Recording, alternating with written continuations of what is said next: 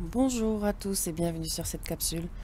Alors, j'avais envie de parler de la régression dans les vies antérieures, puisque c'est quelque chose qui m'est souvent demandé.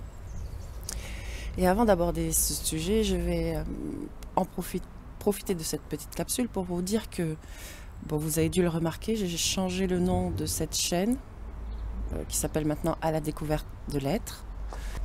Et j'ai créé une nouvelle chaîne qui va contenir les sessions d'hypnose régressive qui sont autorisées à la publication.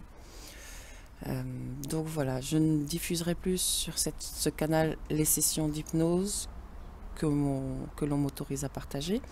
Je les mettrai sur un canal spécialement dédié à ça. Du coup, voilà, ce qui m'amène à faire une petite parenthèse, c'est qu'on me demande souvent, il y a plusieurs personnes qui viennent vers moi uniquement dans l'objectif de faire une régression dans une vie antérieure. Soit parce qu'ils ont entendu dire que dans une vie passée, il se serait passé ça pour eux. Donc, par curiosité, ils ont envie d'aller voir. Ou alors, simplement par curiosité pour savoir qui ils auraient pu être dans une vie passée. Et ma réponse est toujours la même. Je ne pratique pas ce style de régression. C'est-à-dire que je ne fais pas une régression, je ne pratique pas l'hypnose pour faire une régression dans une vie antérieure. Effectivement, cette hypnose s'appelle hypnose régressive, ce qui signifie que l'on régresse dans un souvenir uniquement. Et l'on va régresser possiblement dans une vie antérieure si le blocage que l'on rencontre aujourd'hui nous amène dans une vie antérieure. Alors pourquoi je ne fais pas de régression uniquement pour se rendre dans une vie antérieure? Alors il faudrait que je fasse une capsule pour parler de l'incarnation et de la réincarnation, mais vous savez, en nous, dans nos cellules, nous avons toutes les mémoires, absolument toutes les mémoires, sans rentrer dans un processus détaillé. Et sans même parler des mémoires de l'humanité, vous avez les mémoires de toute votre arbre généalogique. Et vraiment, au-delà de ça, nous incarnons toute l'humanité, du passé au présent. Donc, si nous faisons une régression, nous pouvons en faire... Ce que je veux dire par là, c'est que nous pouvons faire des milliers de régressions.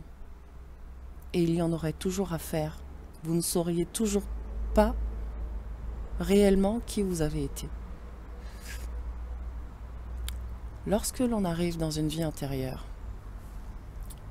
dans une session, lorsqu'une cause ésotérique nous amène dans une vie intérieure, comprenez que ce n'est pas vous tel que vous êtes aujourd'hui que vous retrouvez dans cette vie antérieure. Sinon, une mémoire d'une partie de vous, donc une mémoire que vous portez aujourd'hui. Une mémoire, tout simplement. Cette mémoire, elle peut aussi faire partie d'autres personnes. Ce qui signifie qu'en régression, plusieurs personnes peuvent se retrouver avoir été la même personne. Plusieurs personnes peuvent avoir été Napoléon, Mozart. Plusieurs personnes peuvent avoir été tous les personnages que vous connaissez. Il y a plusieurs personnes aujourd'hui qui peuvent les incarner ou les réincarner. Parce qu'il ne s'agit que de mémoire et non de personne. La personnalité, c'est une partie de nous. Vous voyez bien que lorsque l'enfant grandit, il peut afficher plusieurs personnalités. Et à un moment donné, soit il va s'unifier en une seule personnalité, soit du fait de traumatisme, il va se fragmenter. Il ne va pas réussir à associer ses multiples personnalités, mais elles vont rester multiples, une pluralité.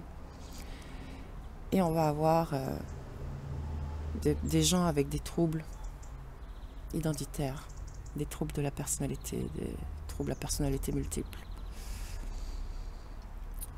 Donc comprenez bien que ce sont des personnalités que l'on va retrouver, des mémoires de personnalités qui ont été et qui aujourd'hui,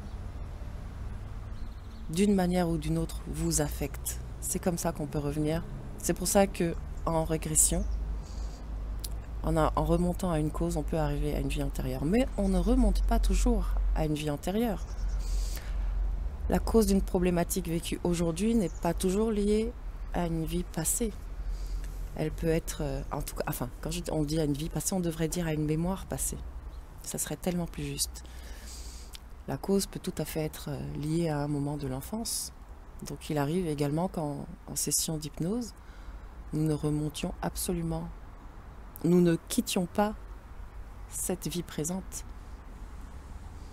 Voilà, c'était un petit partage pour peut-être expliquer plus précisément pourquoi parfois je refuse de faire une session. Si l'objectif, pour moi l'objectif doit réellement être de permettre à la personne d'avancer, de se sentir bien avec elle-même, de se retrouver avec elle-même. Non pas de répondre à une curiosité que pose l'ego, la personne, la personnalité. Voilà. J'espère que c'est suffisamment clair, sinon n'hésitez pas à poser des questions. Je vous souhaite une très belle journée, je vous dis à bientôt. Au revoir.